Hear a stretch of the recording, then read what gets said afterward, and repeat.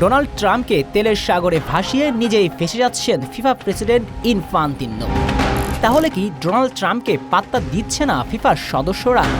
ট্রাম্পের কি আজ আর ইনফান্তিনোর সিংহাসন বাঁচানোর মতো ক্ষমতা নেই? প্রশ্ন জাগে, ডোনাল্ড ট্রাম্পের বন্ধুত্বের হাত যার মাথায়, তারে কি হবে সর্বনাশ? ট্রাম্পের সঙ্গে বন্ধুত্বের জন্যই কি ইনফান্তিনোর উপর রেগেছে পুরো ইউরোপ?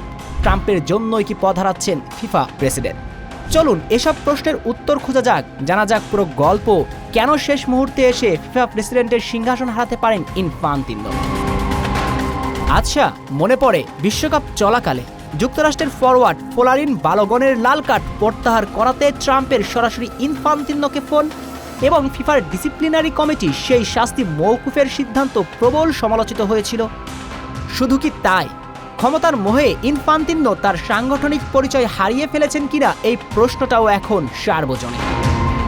কারণ যুক্তরাষ্ট্রের প্রেসিডেন্ট ডোনাল্ড ট্রাম্পের সঙ্গে তার অতিরিক্ত মাখামাখি, ফিফার নিজস্ব পিস প্রাইজ তৈরি করে ট্রাম্পের হাতে তুলে দেওয়া সবকিছুই বিশ্ব ফুটবল কর্তাদের চোখে বিঁধেছিল।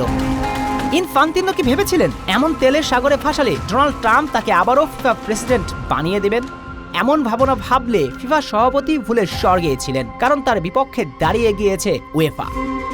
উয়েফা তাদের বিবৃতিতে বলেছে, বর্তমান ফিফার নেতৃত্ব কেবল উয়েফারই নয়, বরং ফুটবল পরিবারের সিংহভাগ সদস্য আস্থা হারিয়েছে।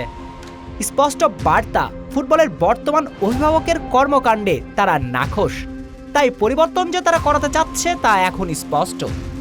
অবশ্য ইনফান্তিনোর এখানেই শেষ ধরে নেওয়া ভুল, কারণ দিন শেষে ডোনাল্ড ট্রাম্পের হাত আছে তার মাথায়, এছাড়াও তার কিছু সফলতাও রয়েছে।